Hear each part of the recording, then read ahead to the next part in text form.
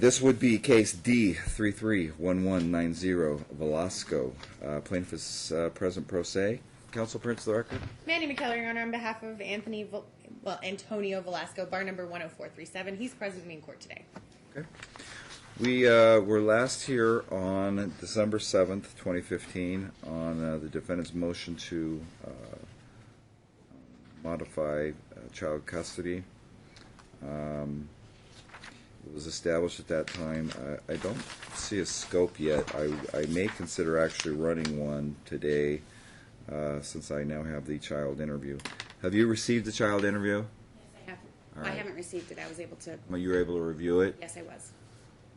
Can we agree that it's probably not very positive toward the children and your significant other? I believe that there has been some significant coaching in that interview.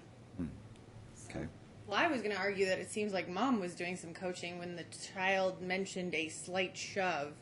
I don't think it's appropriate for any child to witness domestic violence, but it felt like when I read that it was a little coached to state that it was a small shove.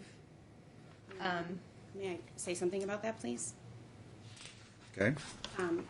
After reading that child interview, I had talked to my daughter and I had asked her exactly what she had seen, because never in the entire duration of our relationship has my daughter ever witnessed any violence at all between Mr. Day and myself. And as a matter of fact, Mr. Velasco, who I communicated with the entire duration of my relationship with Mr. Day, had told both of the children that if they ever felt in danger, felt unsafe, felt anything at all, that they needed to communicate with him. And there was no communication at all. So when I asked my daughter what she meant by that, she says, "Oh, you know when you and Justin play around?" And I said, "Sequoia, you can't say those things because it's misinterpreted." There is unfortunately a lot of questions in this child interview that can be interpreted in any way, shape, or form. Now, unfortunately, two different sides can take it any way that they want to take it. I live in my life every day. He lives in his life every day. Our children are exposed to this every day. I've had my father be present in my home every time that Mr. Day's been there, ever since he's expressed some concerns. There has been not one complaint, not one concern, not one phone call, not any concerns to Mr. Velasco at all. Well, I disagree because we're standing right here. Listen, and I'll be very candid with you. It just I'm like, you know what? I just don't recall because again, my notes indicate that it was confirmed that your significant other has substantiated acts of domestic violence against you. Against me, against myself, correct. Nothing ever against my children. And it wasn't actually ever proven. I understand that. You, again, and I realize you represent yourself, but that is one of the factors that has to be considered when it comes to kids. Absolutely. in the home. Judge Duckworth, Honorable Judge Duckworth, after hearing an entire trial that, lasted an entire day, felt Mr. Day fit and proper of an 18-month-old who cannot communicate, who cannot talk, who cannot anything, and granted him joint custody. He was allowed 3 days unsupervised. Well, but those children. Dominic himself said he is a little scared of him.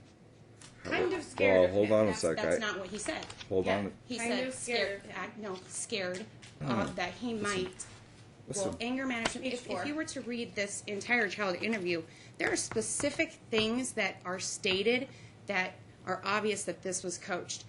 Dominic's been to 2 different therapists, 2, and none of those words were ever used with either therapist without any coaching, ever. I can't imagine that a therapist, if a therapist was interviewing a child and they had said, "I'm afraid" or "I'm scared" of this person, that they wouldn't deem that it's necessary to continue interviewing them and communicating with them.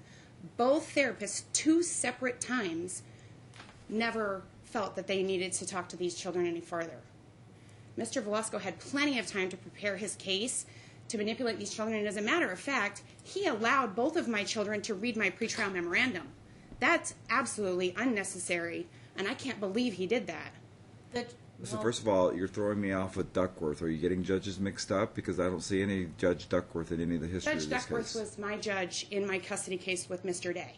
We immediately Who's Mr. Judge Duckworth.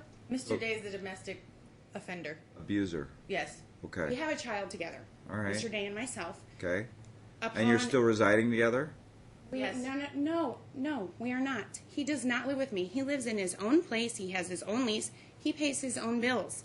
Mr. Day has not lived with me since December of 2014. Because At there was all. a TPO. He does not live. That's actually not true. And I was under the advisement of counsel during this entire time once the custody case that Mr. Day initiated. I didn't initiate a custody case. Mr. Day initiated it, and I had no option other than to retain an attorney. I went through a very heated custody case under the advisement of my counsel. I did everything that she recommended that I do. When the verdict came down that there was joint custody after Judge Duckworth heard the entire case, front, back, heard testimonies, heard everything from both sides, he found Mr. Day fit and proper of an 18-month-old to have joint custody with.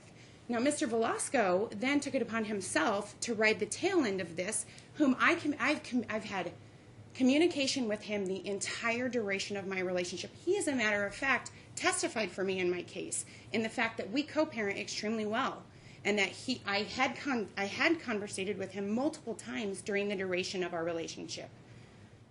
I have never hid anything from him, and as a matter of fact, after our custody case, Mr. Day and everything got lifted, and he and I began communicating.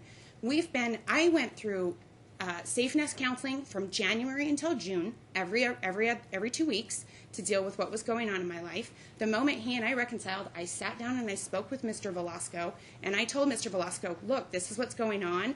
I'm like, you need to just trust what I'm doing. Mr. Day, at that point in time, Mr. Day and I, for 6 months, checked into couples therapy. Every 2 weeks, we were going into couples therapy. Since then, December and January, I'm seeking my own therapist on my own to use as a safeguard. You know, and as a matter of fact, my relationship with Mr. Day currently is by far the most healthy and positive relationship that there could possibly be. We've both learned different parameters. We don't argue. We don't fight. We handle our situation completely appropriate. And the problem that we're having in our relationship now is every time that the children go with Mr. Velasco, we have to come back and deal with all of this, just the negativism, like, and everything else that's going on. We've both gone through our therapist. They recommended that we continue doing family activities to desensitize them from the time that they're with their dad. We've been doing that. We've gone on multiple vacations. We do multiple family outings. We do everything that's possible to keep these kids actively involved. There's been not one phone call, not one text message, not one concern at all to Mr. Velasco in regards to anything going on in my home. It's sad and unfortunate that this is where it is today after we've been co-parenting for 10 years. The children are successful in school. The children are very active in extracurricular sports that I provide for them. I get to them every time that they need it. And I haven't gotten any help from him on the weekends when there's conflict. I haven't gotten anything. And I've never not given him any additional time that he's asked for. Anytime he wants to take the kids to California to see his family, I'm very cooperative. I don't have any abusive power over him, and we've worked for 10 years in this current situation. And it's unfortunate, which I believe this whole custody case is brought about because he doesn't want to pay child support. He doesn't want to pay child support, and he wants... I understand Domestic violence alone is a reason enough to bring a case back to court. It absolutely is, Your Honor. But like I said, I've communicated with him the entire duration. Let me just kind of cut to the chase. Because, and I don't know how your client is as far as finances. I mean, my preference is there is enough in that child interview of a concern that, I mean, I would like to keep it. It doesn't need to be to a PhD level, but at least some sort of outsource if he's going to have the financial means to be able to do that or not. Because at the end of the day, it is we can agree it's an L standard, correct? Correct. It's just going to go a far way if, in fact, I can get a third-party provider that look through whatever therapist notes and can do some investigating that I can't. Correct, Your Honor. I agree with that. I don't know where my client is financially wise. I have not discussed an outsourced valuation for him. You know, after reading the report, he still does have concerns, which is why he brought the motion to begin with. There's always a concern with a domestic violence victim who goes back to the offender because this is what happens in domestic violence cases. And it only happens for a short amount of time until something gives, and then the kids are witnessing another event. I'm glad. You just asked for asking's sake, because I don't, and I know I'm not going to pull up Judge Duckworth's case, but if I were to, you have such a great relationship with him, if I were to run a criminal scope on him, what would his criminal history say? Mr. Day has nothing. There's the only thing he has under his... He doesn't have the domestic violences? No, there's no domestic violence. That's what I'm explaining to you. There was a TPO, Your Honor. It's actually there's nothing. Not one incident. Not one CPS I would like call, a time to not argue, one too. concern. You have to go for a Nothing. while. Not one thing. Go ahead. There was actually a TPO, and it's extended, and it's case it's T-14160627T, and it talks about domestic violence events that occurred in the home when she was holding her baby. Him smashing her head into the wall or into the mirror with her mascara, him hitting her in the head. One of the kids, Dakota, witnessing this event, and my clients had a concern about it, and I think he should, and I don't blame him, because he has to send his 2 children over to that house wondering if Mr. Day's going to be there, wondering what's going to happen, wondering when the other shoe is going to fall. And I completely understand his concern. I think that he meets Ellis. If we need to have an evidentiary on it, most of my evidence is actually attached to my motion, and it's for the bulk of her case. That's all I got. I mean, I've done this case before, and it comes down to the selection of mom selecting her children or her current lover. And, you're yourself in a very precarious position. If in fact you're saying you have no relationship with, he doesn't spend. You guys don't spend the night. You don't stay over. No, we absolutely do. Your Honor, we have a There child you go. together. That was different. No, you absolutely said we have a different residence. That was a kind of. We do. Yes. So are you together? yes, we're absolutely in a relationship. Absolutely. Yes, but we do not live together, Your Honor. So Mr. Day resides in his own home Sunday, Monday, and Tuesday nights. We do not stay together Sunday, Monday, and Tuesday nights at all. My father watches my older 2 children on Sunday nights. Mr. Day's not why even can't around. my client have Sunday nights? Because, Your Honor, this then becomes another issue. Because So she doesn't he and want I- it to be joint like That's the kids absolutely want not in the their case. interview. So my 2 children... On a temporary basis. Why not just the Sunday? Because, Your Honor, listen. So the status quo has been established that over the last 10 years, my children, I live less than a mile from the school. Okay. Both schools. He lives over 25 miles from the school. Okay. So we both work Sunday nights. Okay. He wants to pick up the children from a sitter at 2:45 a.m. to have them turn around and go back to school at 6 a.m. So there's been instances where they're tardy. That would be putting them at 3 days a week, Monday, Tuesday, and Wednesday morning at 25-mile drive to and from school. Now, Thursdays and Fridays, I have to be the parent that deals with them whining and crying every time that they're not getting enough sleep. I don't know what their Hold on. bedtime has Would been it be established. 2:45 in the morning? Huh? Would it be? He's saying it's 2:45 in the morning. He picks them up, yes. Go ahead. Yeah. That's something we did during the summer. I picked him up from her house when I got out of work. But for a Sunday exchange, I can do Sunday morning. That's not a problem. But then we run into the problem, too. For over 10 years, I've been the only person that's ever provided a sitter. In 10 years. On his custodial days, I've provided the sitter. He's refused to pay for the sitters I provide. He has never... Is that a child in 10 support? Absolutely. Which is... $1,200 a month. Right. Which actually brings us to the other point. With the new Nevada law on child support, it's household income. He's on his financial paperwork. He lied about his the household income on the child support because he's saying that his girlfriend, who he's lived with for 8 years, doesn't Household. I don't know contribute. what you're talking about. First of all, there's no new law. The NRS 070 I'm states that very familiar with child it support. states that now it's based on household income, and that cohabitants, which they've been living in a relationship together for 8 years, she contributes. It's her home. He failed to provide any. It's a deviation factor. There absolutely is, Your Honor. She wants him to pay more I'm child very support. sorry, but this is Because very. of his The girlfriend. fact that you're laughing at me. I'm is not very- laughing at you. Both of you are laughing at me, and I'm very sorry, but that's Ma'am, very sit down. unprofessional. Sit down. Your Honor, All I ever said was there was no change in the law. I'm representing myself, and I don't feel like I should be spoken to like that. I feel like you're mocking me Why am I mocking you? because you're making fun of me and you're laughing, both of you. She was in here for 15 minutes prior to even us coming in here. When I walked in here, the two of you were having some banter, whatever it is, which obviously, one, sets me on defensive, and two, now you're both laughing and playing around together. I'm very sorry, but that's just not professional at all. I'll take it that I was laughing because I think it's kind of funny that You were somebody. the one laughing in the video record will show. I can guarantee I was not No, laughing whatsoever, Okay, and I okay. was talking with her about a different case that has nothing to do with your case prior to this case. Okay. For the time being, Your Honor, my client only wants what the kids want, and that's what they put in the interview. He wants Sunday to Wednesday. He originally moved for primary physical custody based upon his concerns for the danger of the children, with the plaintiff still living or still being with Mr. Day. He's told her all along that he wants mostly what the kids want. The kids both have stated that they would like to be with Dad from Sunday to Wednesday morning. We could do Sunday morning to Wednesday after school. I understand and respect what the plaintiff is saying, that this has been the schedule for 10 years, but obviously this is before other prior facts and circumstances has come into this case that generally raise an eyebrow to the best interest of the children.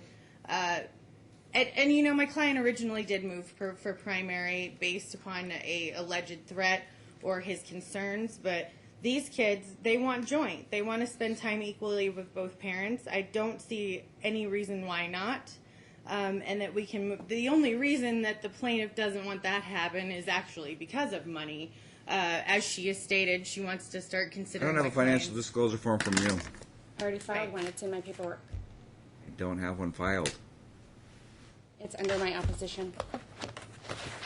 It's not a. Also, Your Honor, there are concerns as well as they want to talk about domestic violence. Mr. Day has no record at all. Mr. Velasco has a strangulation domestic violence charge against him that the DA picked up against his current girlfriend that I witnessed myself. It was happened at my home. over 5 years ago. Regardless of the situation, it's still, there's concerns. And his current girlfriend, who I've met only twice, It was dismissed and they've been... everyone went to court. And Mr. Day smokes marijuana around the He kids, absolutely too, does if we're gonna not. bring it up, He because it said so in her absolutely paperwork. does not. Absolutely does not. And Mr. Velasco's girlfriend's a current alcoholic, a severe alcoholic. What is? I don't see a financial disclosure form. I'm sorry. It was under my... Yeah. Oh, you have it correct?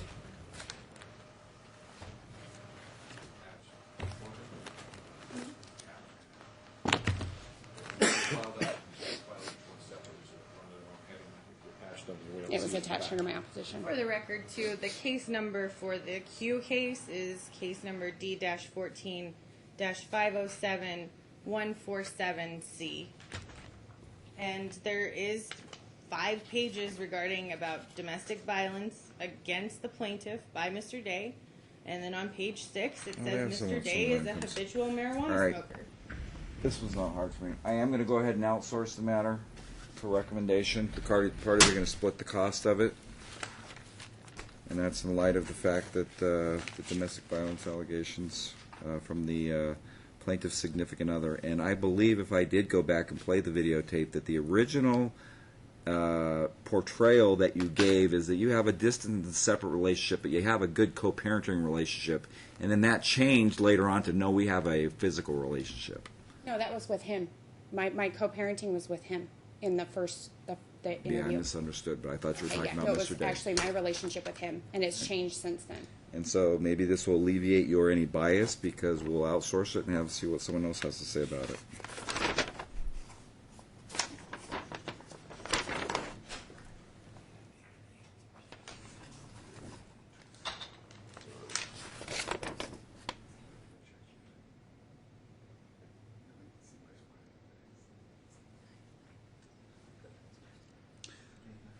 We'll do Claudia Schwartz. Okay. Parties will split the costs. The issue Your Honor, is I'm sorry, what happens if I can't pay? it's I just an went order of through the a court. very expensive custody battle, and I have no funds. That's why I'm representing myself. Is there help? Is there somewhere I can get help? We don't have that in the state of Nevada. Okay, so unfortunately, I'm letting you know now, I do not have funds to pay for any additional costs, or else I would have an attorney representing me right now. So you're saying if I continue for 90 days and we're Oh, wasting absolutely just not. everybody's... No, I'm 100% about the children. If you feel that it's necessary that it gets outsourced, I absolutely do. Yes, I'm not disagreeing with that. I'm letting you know I cannot financially afford to pay. And I know that in the last case I was in that it was very expensive to outsource. Like I said, I paid $35,000 to an attorney. I'm broke. I have no money, no means of anything. And I believe that's also why he came in, because he knew I couldn't afford an attorney. All I know is I have this situation in front of me. Correct. All right. I am sorry that you had your other situation, and Mr. Day, maybe Mr. Day, if he's the one who made you incur $35,000, might assist you in paying that back. Maybe, if you have such a great relationship with him, or a family member. I don't know. But you are going to be responsible for half the cost of it. I will fill the referral out.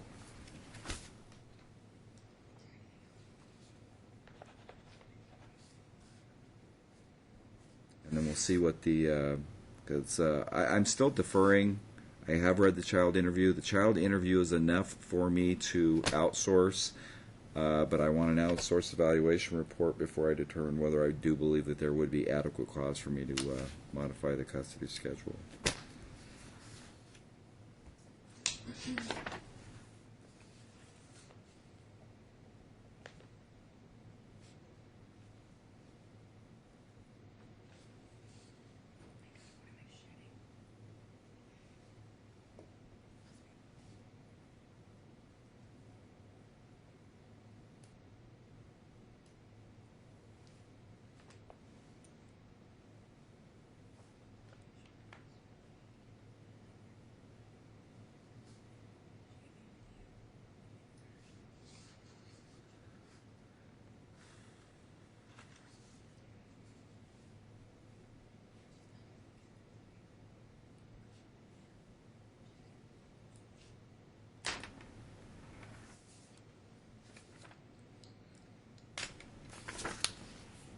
So, and I don't want this to feel like it's ending on any sort of sarcastic or whatever, but the temporary restraining order is still in effect. Is that correct? No, No, Already it was in expired. effect for a year. it absolutely was not. When did it expire?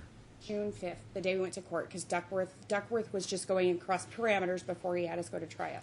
Okay. So June 5th was when it was It's released. Exhibit A on my motion. I just needed a date when it expired. January 13th, 2015.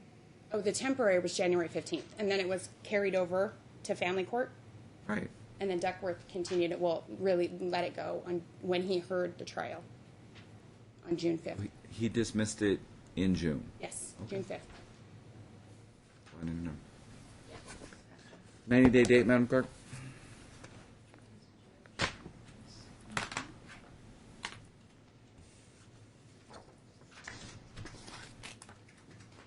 That will be April 5th at 1:30.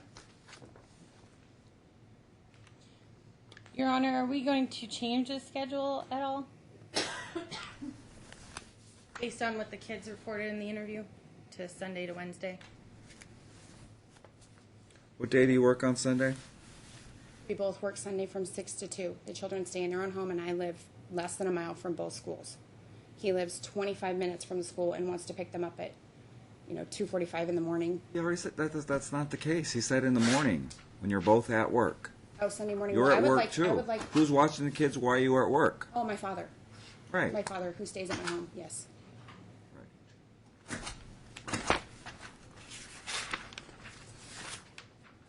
You know what, Ms. McKellar, let me do it this way.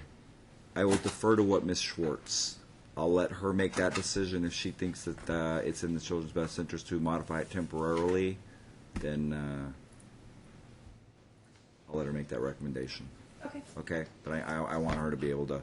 She's also going to be able to have access to, if she feels it necessary to look into Judge Duckworth's case, she's going to have the ability to do that. She will get a copy of the this child interview report, and she can make any temporary recommendations regarding the modification at any point. Okay. And Can we please if hear the for matter of some child reason your client needs to front the cost, I can assure you, then just to get the thing moving, I'll simply order reimbursement and reduce it to judgment. Okay. Your Honor, can we also, on my counter motion, child support, he owes $7,500 in child support. Since she doesn't have an FDF filed, I'm going to ask for that to be deferred. I didn't even know you filed my had an schedule of FDF. arrears. I'm sorry? I filed my schedule of arrears, just like the last judge had asked me to. $7,500 that he owes in back child support. I don't know if I got that. I mailed it to you and I have proof of service.